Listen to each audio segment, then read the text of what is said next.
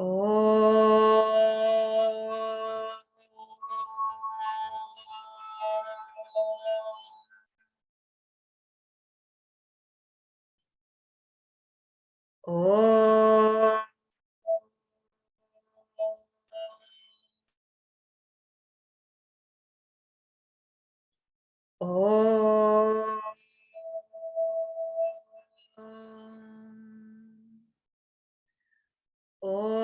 Sahana Bhavatu Sahanau Bhunaktu Sahaviryam Karavavahai Tejasvinavadhitamastu ma vidvishavahai. Om Shanti Shanti Shanti. Vakratunda Mahakaya Suryakoti Samaprabha Nirvignam Kuru Me Deva Sarvakaryeshu Sarvada. Saraswati Namastubhyam Varade Kamarupini Vidyarambham Karishyami Siddhir Bhavatu Me Sada. Samasta Janakalyane Niratam Karunamayam Namami Chinmayam Devam Satgurum Brahma Vidvaram Mukam Karoti Vachalam Pangum Langhayate Girim Yat Kripatamaham Vande Paramananda Madhavam Paramananda Madhavam. Okay, all right. So let us now start. We will read chapter 3, the first 4 verses, which we have covered. Okay. Arjuna uvacha jayasi chet karmanaste mata buddhir janardana tat kim karmani ghore mam niyojayasi keshava vyamishreneva vakyena buddhim mohayasiva me tadekam vada nishchitya yena shreyohamapnuyam. Shri Bhagavan uvacha lokesmin dvividha nishta pura prokta maya nagha Jnana yogena sankhyanam karma yogena yoginam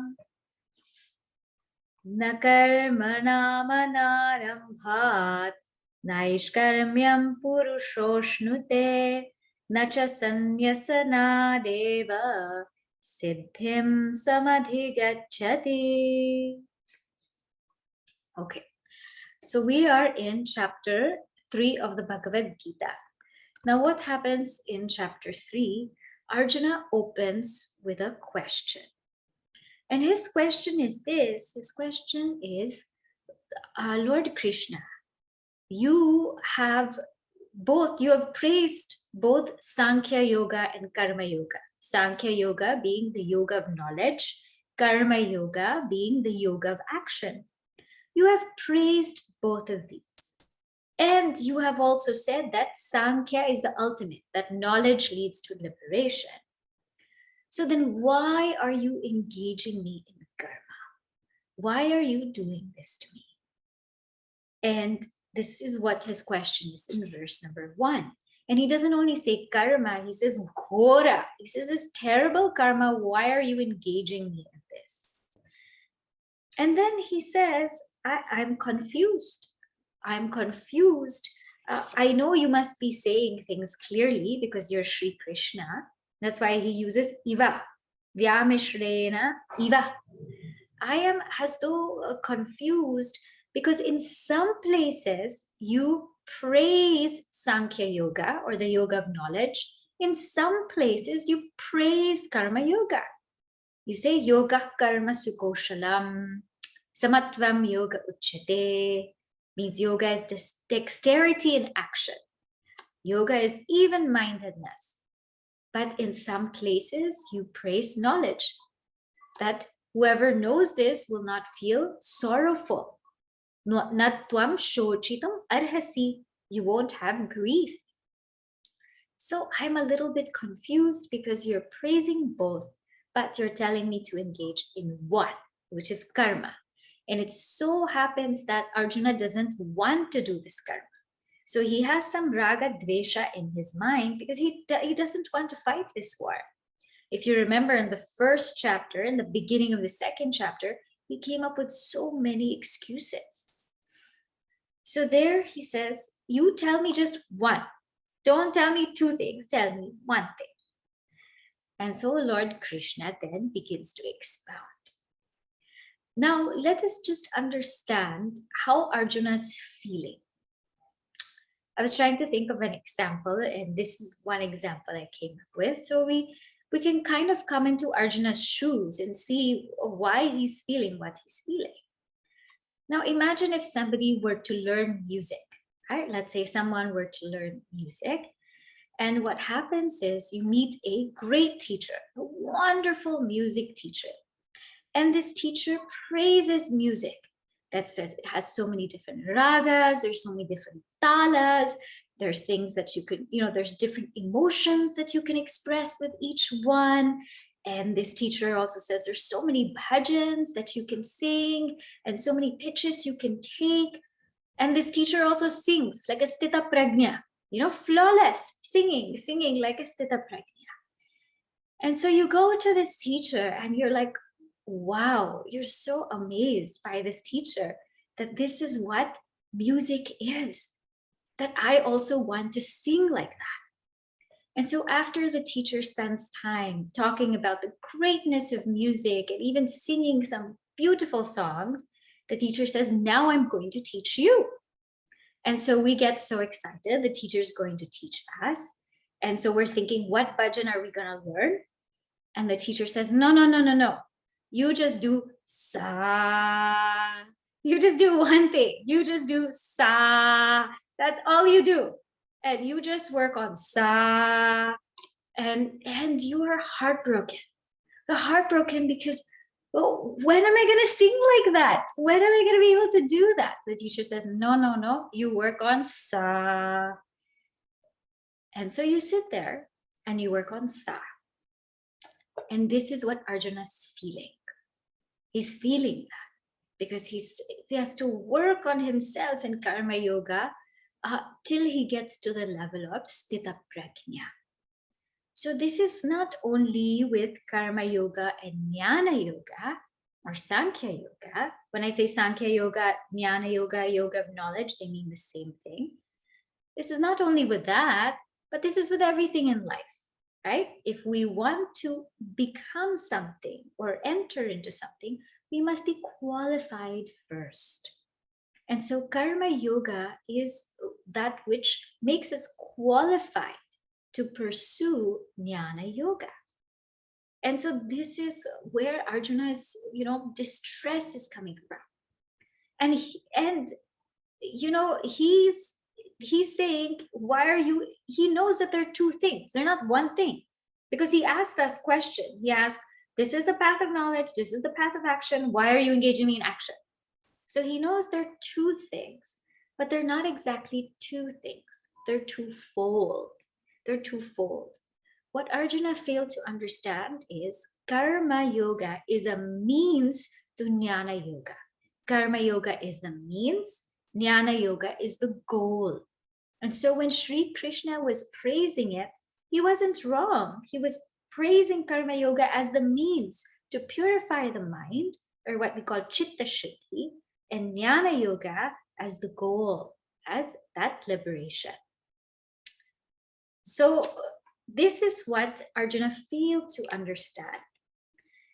Then in verse number 3, Lord Krishna says, okay, let me clarify this for you. As I said, it's a twofold path, or you can say it's two stages. So here we see Jnana Yogena Sankhyana. For those Sankhyans, the path of Jnana Yoga, and for yogis, Yoginam, the path of Karma Yoga. So First, let us see who is the karma yogi. Who is going to engage in this path of karma yoga? What does this person look like? Just so we also know how to apply it in our lives. The person who's going to engage in karma yoga is one who has come to this knowledge in some way or the other. Because isn't it that Arjuna also got this knowledge? Huh? He had enough purity to be able to get this knowledge, to be able to be in the presence of Lord Krishna. But he might not have that clarity yet. Maybe some doubts are there still. Can I really be this Atman or this self? Can I really be, the whole world? Can the whole world be in me? Maybe some doubts may still linger. So that he was given that knowledge by Lord Krishna. We saw that in chapter 2, but something still lingers, and maybe he's not able to really absorb it completely. So there's an absorption block here. It's a block of absorption. The teacher's teaching, but I'm not able to absorb it properly. I can't absorb it. This is Arjuna's problem. And so to one who has gotten this teaching or receives this teaching, but there's doubts that linger, there's questions, there's things that need to be worked on, for that person, karma yoga is prescribed. Because clearly what is blocking the absorption is strong likes and dislikes, strong raga and dvesha, which is caused by our vasanas. Or you can see this as strong rajas. It is caused by our vasanas only, and that blocks us from really absorbing things. And so this you can see in Arjuna, because he had a like to be away from the war. He had a like to disengage. That's why you can already see, Kim karmani ghore ma. Why are you engaging me in this terrible action? So this is someone who has come to karma yoga. This is not an ordinary person. This is not an ordinary person. Most of us will fall into this category. This is past the stage of performing selfish karmas for my own pleasure and pursuit. This is past that stage. This is coming up a notch. Now, who is this Sankhya? Who are these Sankhyans that he talks about? So Arjuna's problem was absorption. Doesn't have absorption power. Sankhyans are the ones who've gotten the knowledge. It's clear. The knowledge is clear. There is no doubt about that knowledge. But abidance is a problem. Meaning, one is not able to manifest this knowledge in their lives. I know I am Atman. I know I'm the self of all. Yet, my coworker is really bothering me right now. I'm not able to see oneness right there. That things still disturb me. I'm still shaky. I'm still going up and down. I'm not steadfast. What's the problem there? Problem there is abidance. That's the problem. And so there are two problems here. So for those who have the abidance problem, then they follow the path of jnana yoga. For those who have absorption problem, you're telling me, but I'm overpowered with such strong likes and dislikes, I don't get it, karma yoga. Now, a question might come to your mind, and in fact, some of you have asked me this question. Why is it that we see even people in the path of jnana yoga, they're also doing action? So what is the difference? What is the difference between a karma yogi and a jnana yogi? What's the difference? Why are they twofold? Why can't you do both at the same time? The reason is because their attitudes are different. You cannot combine their attitudes. They are opposed to each other. How so? For a karma yogi, there is doership. There is me. I am doing this action. To whom am I doing it? To God. I surrender this action. I do it for God. Where am I going to get the results? that karma phala data, that Ishvara will give me those results, and I am to accept that with equanimity. This is the thought process or the attitude of a karma yogi. I am a servant of God. I'm a servant of God. I dedicate all my actions towards God, and whatever God gives me, it's God's will, and let me try to be as equanimous as I can. What is the attitude of someone who is practicing jnana yoga? Or, you can. For now, I'll say jnana yogi, but I'll tell you why it's deeper than that later. Jnana yogi. Number one, there's no doership. There's no doership. There's no I am doing this action. And that will come, in the succeeding verses. And there is no such thing. I offer it to the God who's in me. So you'll see Brahmarpanam Brahmahavihi, right?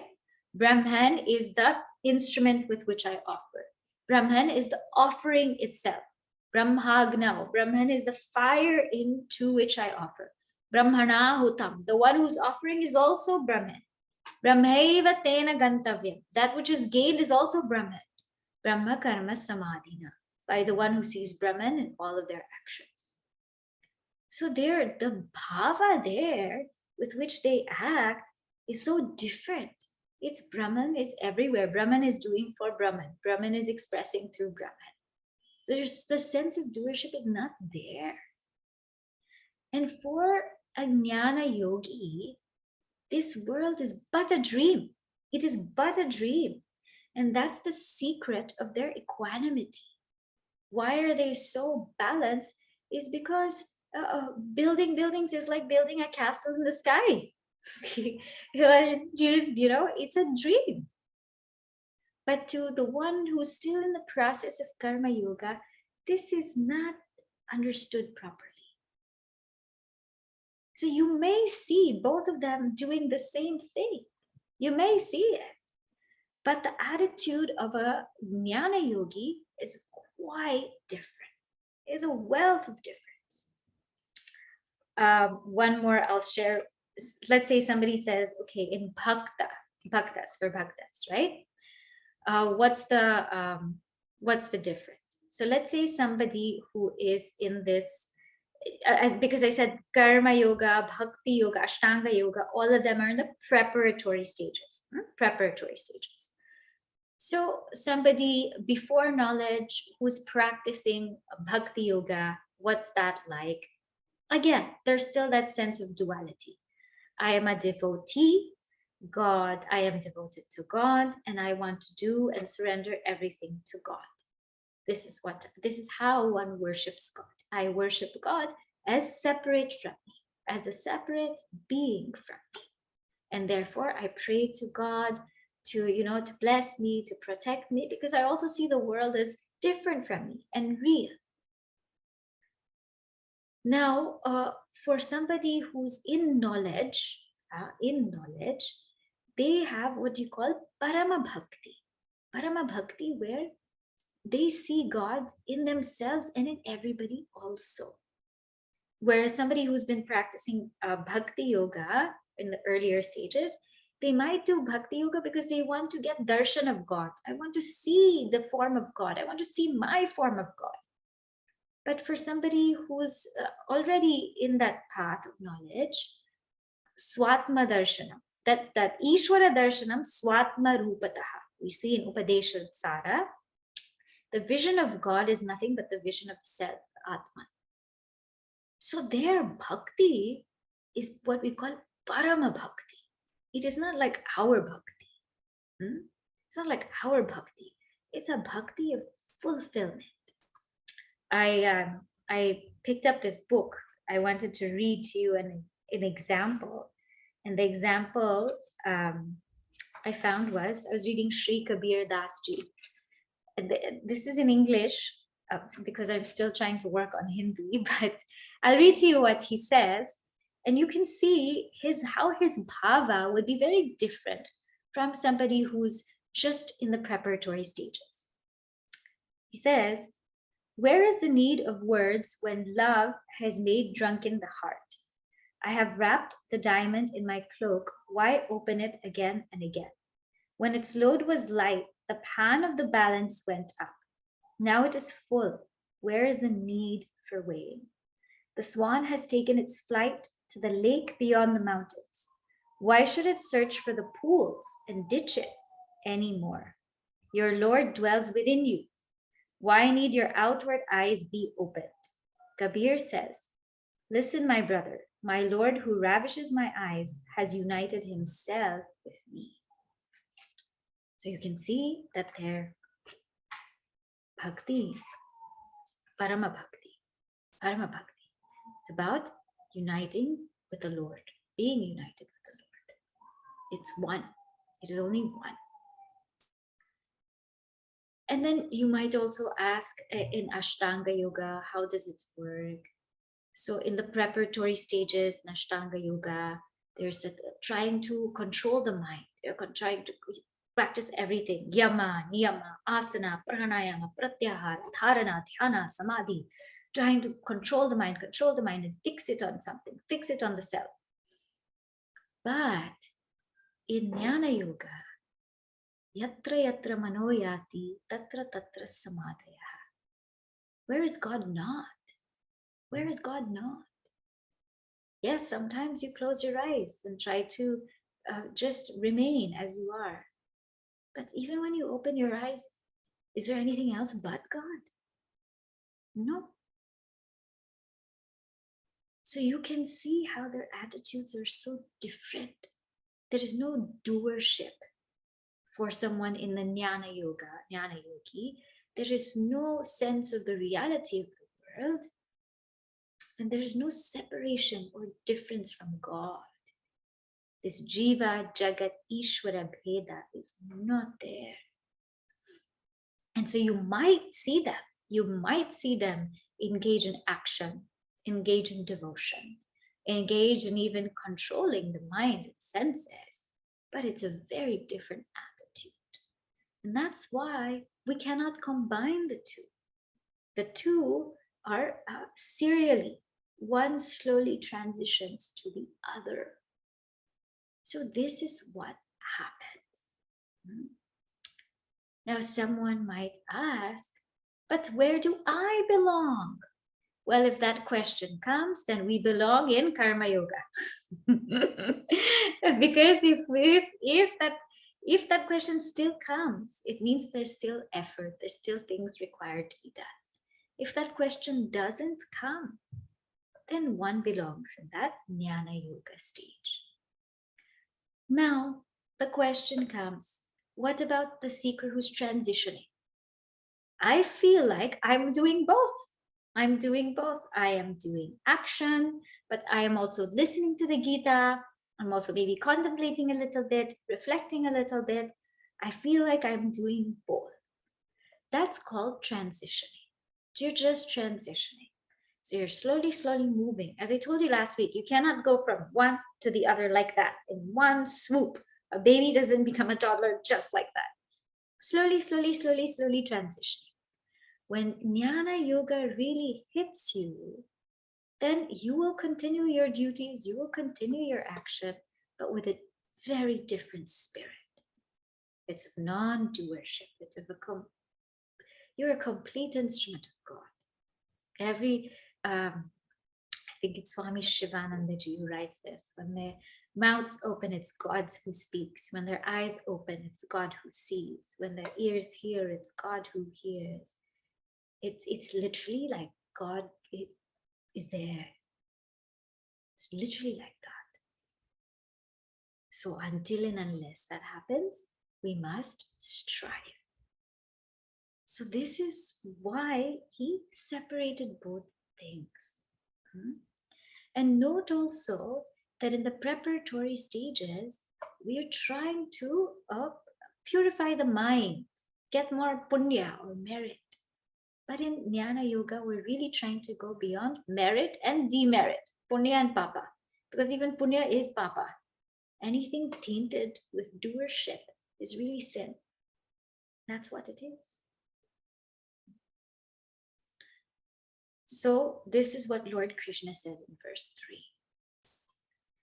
Then in verse 4, we saw Arjuna is very fascinated by an actionless state, because this is very fascinating to people.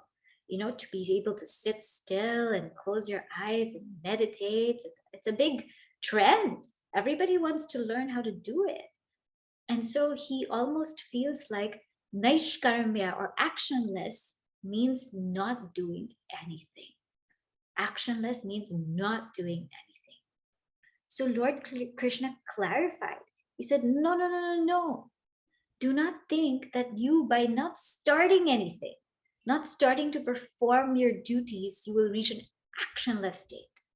And do not think that by renouncing your current duties, you will reach an actionless state. Because actionless has nothing to do with action or inaction. Actionless has to do with the removal of ignorance, the removal of doership. Action, we saw before, action is because of desire. And desire is because of our vasanas. Vasanas is because of ignorance. And when we act out of ignorance, it is only action. But when we act out of fulfillment without doership, that's what's called actionless. That's what's called actionless state. And we have to perform a lot of action to be purified, to be able to really reach that state of actionlessness, which is called here naishkarmya. So naishkarmyam, siddhi, all of these, both of these mean actionlessness. That is nothing but also abidance in the self. And so this is what Lord Krishna has told Arjuna. This is what we've seen. I wanted to just elaborate because there were quite a few questions on this. So I hope that this is clear now. Okay. Now we move on to verse number 5. Nahi kaschit kshanamapi. Nahi kaschit kshanamapi. Jatu tishtatya karma krita. Jatu tishtatya karma krita. Karyate hyavashah karma. Karyate hyavashah karma. Sarva prakriti jair gunaihi. Sarva prakriti jair gunaihi. Nahi kaschit kshanamapi jatu tishtatya karma krita karyate hyavashah karma sarva prakriti jair gunaihi. So Lord Krishna now wants to emphasize that naishkarmya doesn't mean actionless. And actionless is not actually possible. Whatever Arjuna is thinking of, a state without action and doing nothing, that's not humanly possible. And he says here, nahi kaschit kshanam api, like not even anyone. Kaschit means someone. Na kaschit api, not anyone. Na kshanam api, not any moment. Na jatu api, not any time, any circumstance. Tishtati akarmakrit. Can somebody remain? Tishtati, remain, akarmakrit, without performing action. Why? Because sarvaha, everybody, prakriti jaihi gunaihi, by their prakritis, by the gunas, what are they made? Kyavashaha. They are made helplessly karma karyate. They are helplessly made to act because of prakriti, their nature. So, verily, none can remain even for a moment without performing action. Everyone is made to act helplessly indeed by the qualities born of prakriti, of nature. So here, he says, just look at the world around you. Have you seen anyone remain without acting? Some might say when you sit quietly, you're not acting. But even that sitting is an action, isn't it? And that's why they say keep quiet. That's also an action. Some might say when you're sleeping, is that an action? That's also an action because so many things are going on in your digestive system.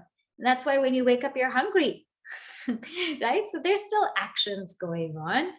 So whether we are sitting quietly, whether we are sleeping, whatever way we live in the waking state and the dream state, there's still mental activity, the deep sleep state, there's always going to be action. And nobody can stay without action. Now, what kind of action? The action that why do we act the way we act? What prompts us to act? That's nothing but our prakriti, or what we call our vasanas. So when we're tamasic, we won't want to act. We want to sit down. But we can only sit for just not that long. Tamasic means maybe sit and sit in a couch, like a couch potato. Tamasic. Slowly we will be pushed into action. Something or the other will push us into action. And let's say sattvic, we're sitting quietly in the seat of meditation. Something will also push us into action. There's some people also, even if they don't have to do, they'll make action. They'll talk about something, they'll run around, they'll pretend to act, because it just pushes us into it. So there's nobody in this world, for a moment even, that can remain without acting. We are helplessly plunged into action. So don't think that, oh, I want to be in this actionless state. Don't think that actionless means being without activity. Even a sannyasi in the Himalayan caves is also sitting, and there's still activity. So then the question comes to Arjuna. Arjuna says, okay, well, but he's thinking, what if somebody just sits? Let's say somebody just says, I'm going to sit down. Maybe how will we be able to bypass karma yoga and what if we just sit down? Everybody glorifies samadhi. Everyone glorifies meditation. So can we just bypass it? I mean, why do we have to go through it? What's the big deal? So Lord Krishna is anticipating this in Arjuna's mind, and he gives Arjuna really, really beautiful advice. Here's what he says. Karmendriyani samyamya. Karmendriyani samyamya. Ya aste manasa smaran. Ya aste manasa smaran. Indriyarthan vimudhatma. Indriyarthan vimudhatma. Mithyacharasa uchyate. Mithyacharasa uchyate. Karmendriyani samyamya. Ya aste manasa smaran. Indriyarthan vimudhatma. Mithyacharasa uchyate. He says, listen, this is what happens to somebody who wants to kind of bypass karma yoga and just go straight to jnana yoga, thinking that they can sit quietly. They are called mithyachara. He says, yaha, the one who karmendriyani samyamya. So the one who controls their organs of action, having controlled their organs of action, and then indriyarthan manasa smaran. But then they're remembering objects of the world with their mind. So as though outside they look like they're controlling everything, sitting straight, but inside in their mind, they're thinking of the objects of the world. What happens? Vimudhatma, that person's a fool. Saha mithyacharaha uchyate. That person is called mithyachara. Achara means the one who conducts themselves mithya, in a false way, or what we call hypocrite. So he who or she who, restraining the organs of action, sits thinking in their minds of the sense objects, they deluded understanding is called a hypocrite. He or she of deluded understanding is called a hypocrite. So what happens to this person? This is the person that's saying, listen, I think I'm ready for Jnana Yoga. I think I'm ready for it. And everybody seems to be praising it. So let me try and let me sit down. I don't think I need Karma Yoga from me. I don't think I need it. And let me try sitting down. And so they prepare their asana and they sit down and they've got the posture and everything and their eyes are closed. But what are they thinking about? They're thinking about the news. They're thinking about their families. They're thinking about wealth. They're thinking about entertainment. They're thinking about all possible things except God. So they want to realize the truth. I mean, they're excited, they want to realize the truth. And that's why they're like, okay, maybe I could just bypass it. But they're sitting down and their mind is all over the place. It's just all over the place. This is called mithyachara. It's that they feel like they're in a certain place in spirituality when clearly the mind hasn't evolved yet. We find this in Bhaja Govindam. And this will come up in our Bhaja Govindam class. It's verse number 16. Agre vahni prishte bhanu ratrau chubuka samarpita janu karatala bhikshas tarutala vasa tadapina munchati asha pasha. So agre vahani, in front there's a fire. Prishte bhanu, in the back there's a sun. Ratrau chubuka samarpita janu. In the night they're sleeping, holding themselves, probably because they don't have a blanket, and with their chins to their knees. And they take their bhiksha like this, karatala bhiksha. And where do they live? Tarutala vasa, under the tree. But yet what happens? Tadapina munchati asha pasha. Still the desires plague the mind. So outside it appears that they're living so simply and so saintly, but inside there's a storm of desires. There's a storm of desires. This is called mithyachara. There's nothing worse in the path of spirituality than to go and walk too quickly. When we walk too quickly, it's like we're just taking steps backward because we're gonna keep falling. We're just gonna keep falling and falling and falling. So what should this person do? So the first thing is that we have to see how everything evolves in the world, right? Have you seen the sunrise rush, right? The sun takes its own time to rise. It takes its own time. If you watch it, it's quite a while. It doesn't rush. The flower also, it takes time to open up and bloom. It doesn't bloom on its own. Our vegetables, our fruits, they also take time to grow. If they inject them with something, it just doesn't taste right. It doesn't taste good. Something's wrong with it. You know something's wrong with it, right? So everything takes its own time. Everything blooms at its own time. So we also must know where we are on the path. Sincerely, without trying to, the goal is moksha, but we don't have to race to get there.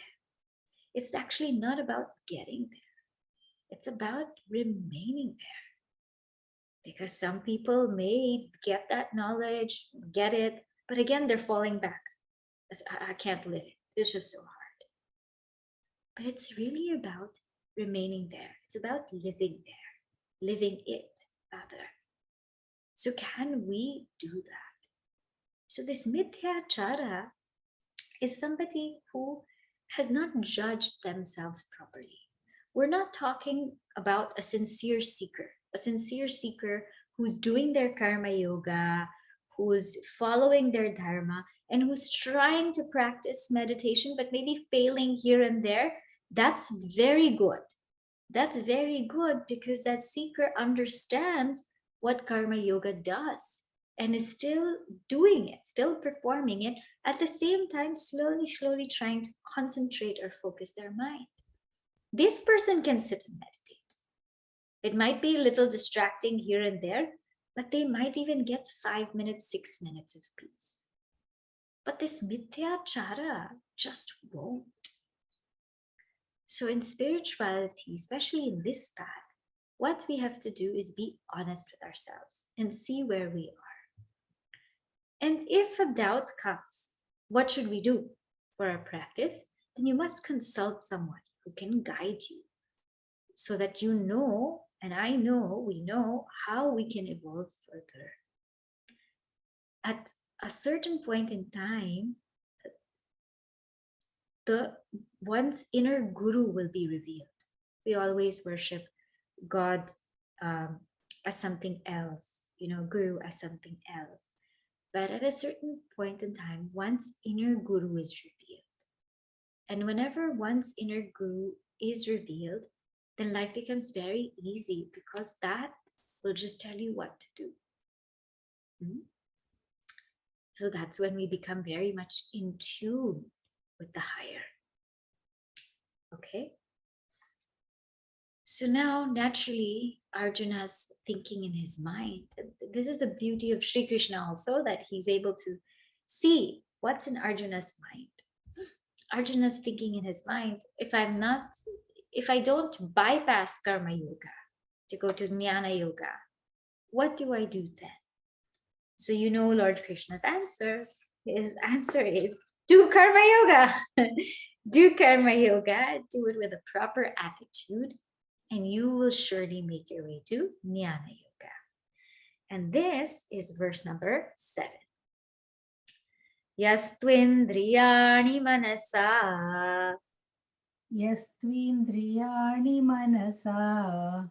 Niyamyarabhate Arjuna. Niyamyarabhate Arjuna. Karmendriyai karma yogam. Karmendriyai karma yogam. Asaktassa vishishyate. Asaktassa vishishyate. Yastvindriyani manasa. Niyamyarabhate Arjuna. Karmendriyai karma yogam. Asaktassa vishishyate. So what does he say here? Tu. Tu means on the other hand. Not this mithyachara, not this hypocrite. Tu, yaha. On the other hand, indriyani manasaniyamya. The one who has controlled their sense organs with the mind. Then what happens? Karmendriyehi karma yogam arambhate. Then they perform karma yoga with their organs of action, and here also organs of knowledge must be understood. And what is their attitude? Asaktaha. Asaktaha means unattached. Saha vishishyate. That person excels because that person is hastening. Guru Deva's book, hasten slowly. That person is walking slowly, but never turning back. So, but whosoever controlling the senses by the mind, O Arjuna, engages his organs of actions in karma yoga without attachment, she excels. So somebody who is sincerely working on themselves. And what are they doing? They're controlling the senses with the mind. They're engaging in karma yoga. And we spoke about what is karma yoga in chapter 2. And again, it will come also in the next verse. What karma is to be done in karma yoga. So the one who engages in their karma yoga, in their daily duties, in whatever service they're engaged in, keeping the mind and the senses in control at all times. And this can only happen when we have a higher altar, when we have a dedication of something higher, then the mind and senses can be controlled. Sometimes we wonder why we are becoming so indisciplined. Why are we indisciplined that we sleep whenever we want, we eat whenever we want, we do whatever whenever we want? There's a lack of discipline in our lives. It's because we don't have a higher altar or higher goal. So if you remember, we spoke about this word matparaha in chapter 2. When we have a higher altar, higher goal, then it becomes very easy to keep the senses, to keep the mind under control. So the one who's able to do this and perform their daily duties, perform whatever service that they have to perform, that person vishishyate, that person excels. Now that person can slowly make their way to Jnana Yoga. And this is what we want. We want a beautiful transition. We don't want somebody who's rushing so much only to fall down. Imagine if somebody didn't know how to ski or snowboard and went on the difficult path right away. They would just fall, and so many accidents would happen, right? But when somebody starts in the beginner slope and slowly makes their way, slowly higher and higher, they also begin to enjoy life. So this is what Lord Krishna is saying. Now, when he says he excels or she excels more than whom? So let's look at this ladder for a moment. The first, the bottom of the ladder. So who is at the bottom most of the ladder? The bottom most of the ladder is somebody who is tamasic. This is the bottommost. So if we are tamasic, this is where we belong. Just lazy to even get up and do karma. We cannot even get up. We cannot even do work. We're just sitting there idly wasting our time, whiling away our time. This is the bottom rung of the ladder. Little higher than that is somebody who's engaged in selfish activities, because at least they are moving. So somebody who's fueled by their own passion, by their own desire, and pursuing all kinds of things in the world for themselves, because at least they're gaining some knowledge and some experience which will help them later. No doubt it is selfish, but at least that's helpful. A rung up from that then is the one who is performing karma yoga, right? Who's performing karma yoga. But before we get to the one performing karma yoga, it's this mithyachara, the one who has the goal as realization, but is trying to bypass karma yoga. Why are they there? At least they have the goal of self-realization. At least that much is there. That much purity is there. But they're trying to bypass it. So tamas, rajas, and then rajas again trying to bypass. And then finally, the one who's engaged in karma yoga. So karma yoga, the one who's engaged in that, sincerely falls in that space or in that place. So Lord Krishna is trying to tell Arjuna, you are excelling. If you do it this way, you will excel. Now the question comes, but what kind of action am I supposed to do?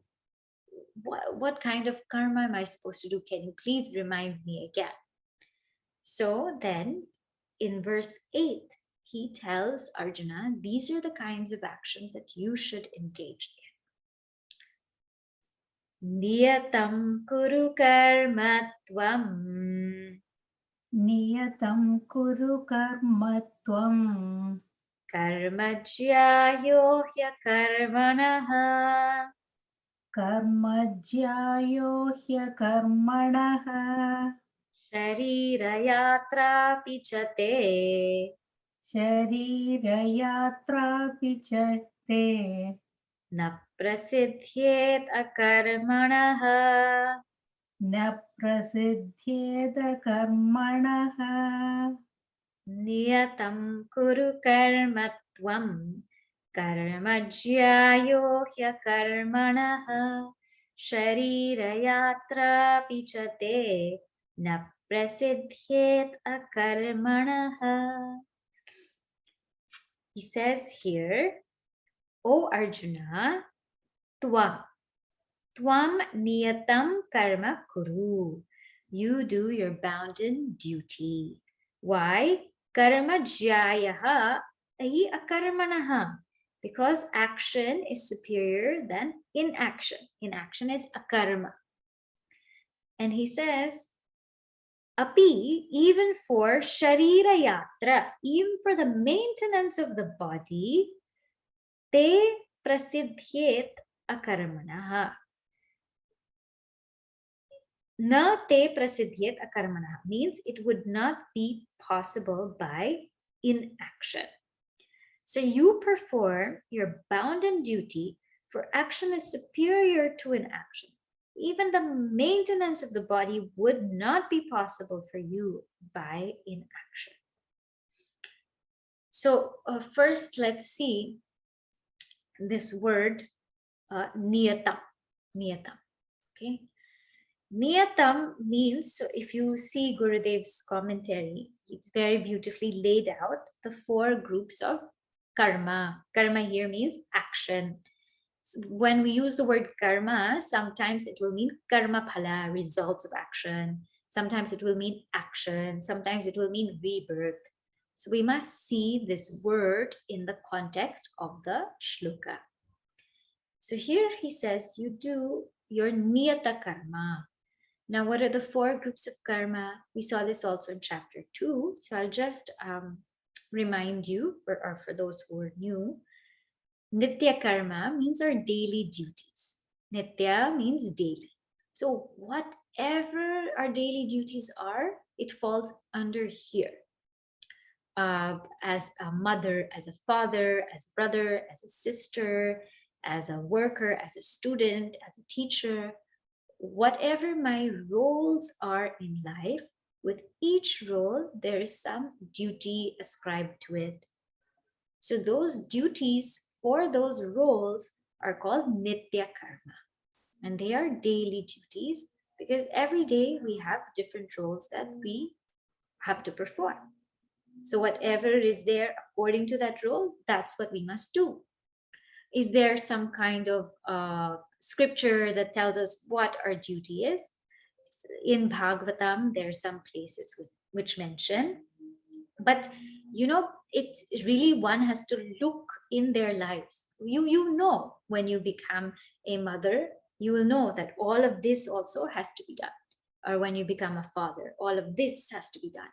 So when we become aware of our roles, we understand the duties that come with them.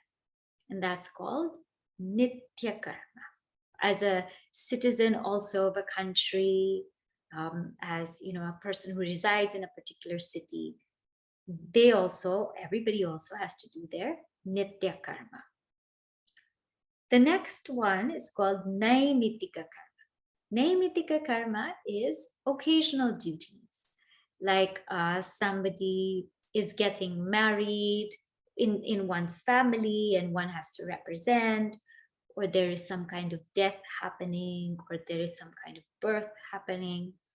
There's some occasional duties that because we are part of a society or we are part of a family, then we have to go and attend that or be part of that. That's called naimitika karma. The third one is called kamya karma. These are actions that are desire prompted. These are things that are not part of my dharma, but I kind of want to do it, right? So these are these things that I want to go out and socially engage, go here, go there, be part of this, be part of that. So it's not exactly a part of my bounden duty or occasional duty, but it's something that I find some pleasure in. That's called kamya karma. And finally, we have nishiddha karma, which is prohibited karma, which is that lying or that cheating or that stealing. Those kinds of things are nishiddha karma. where does our daily sadhana fall? That falls under Nitya Karma. So remember, those who are doing Gayatri Mantra, I mentioned this morning that Gayatri is Nitya Karma. Sadhana for a spiritual seeker is Nitya Karma. That's our duty. In fact, our main duty is to seek God. That is the main dharma. That's the main dharma. And I have mentioned to you before, if we live life with this attitude that my primary role is I'm a seeker first, then I'm a mother, then I'm a father, then I'm a brother, then I'm a sister, then we will have absolute clarity, because we would see everything as a process of growing towards the higher. So in this, in this word, niyatam kuru karma, he tells Arjuna exactly what karma to do. So now we mentioned 4. Now, which ones should we do? 1 and 2, Nitya and Naimitika. If there's time, okay, do a little bit of Kamya karma. But really, strictly speaking, Karma Yoga is Nitya and Naimitika karma. One might ask the question, is it possible for the desire prompted actions, is it possible for it to really go? Will that, is it possible to live like that? The answer is yes, it is. But when one gets to a certain state, it will happen. For now, focus on 1 and 2. When Nitya and Naimitika karma are done well, then if there is time, okay, do Kamya karma. What we end up doing is first we do Kamya karma. And then we do it, then there's no more time. Then we get stressed and we have to do Nitya karma and Naimitika karma, and we're all out of balance and everything. This is what happens. So, niyatam kuru karma tvam. Now, there is more to this verse, but we will continue this verse next week. Okay? I will just summarize now what we have done in the remaining 2 minutes that I have with you. So Lord Krishna was guiding Arjuna, and he said, listen, Arjuna, it's a twofold path. Karma Yoga is a means to, and Jnana Yoga is the goal. Karma Yoga will lead to Jnana Yoga. And don't get fascinated by the word actionlessness or Naishkarmya. It doesn't literally mean not doing anything. What it means is acting without doership or without ignorance. That's what Naishkarmya really means. And that is also abidance in the self. And why doesn't it mean actionless? Because really, Arjuna, nobody can remain without action. Even for a moment, nobody can remain without action, either in waking, dream, or deep sleep. But Arjuna's thinking, what if I want to bypass? I want to bypass Karma Yoga and get to Jnana Yoga right away. We will be called mithyachara, or fools. Fools, because we are rushing into it too quickly. And we could be appearing to sit so quietly, but the mind may be in so many places. So then, don't be a fool, but be cool. Be cool and calm. Do what? Engage in karma, in the spirit of Karma Yoga. And when you do this, you excel. We excel. We slowly excel. But what kind of karma should we engage in? Again, please tell me. Nitya karma and Naimitika karma. Daily duties and occasional duties. Okay? All right. So now I will say the closing prayer. There are some questions here, so I will answer them. There's one quick one. Kamya karma is watching TV. Yes, that's Kamya karma. So first, as I said, Karma Yoga, first do 1 and 2. If there is time, okay, 3. And a time will come where everything will just be 1 and 2. Okay. Oh. Purnamadav Purnamidam Purnat Purnamudachyate Purnasya Purnamadaya Purnameva Vashishyate. Om Shanti Shanti Shanti. Harihi Om Shri Gurubhyo Namaha. Harihi Om.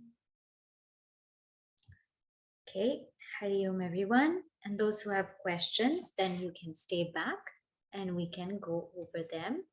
So I have one question here.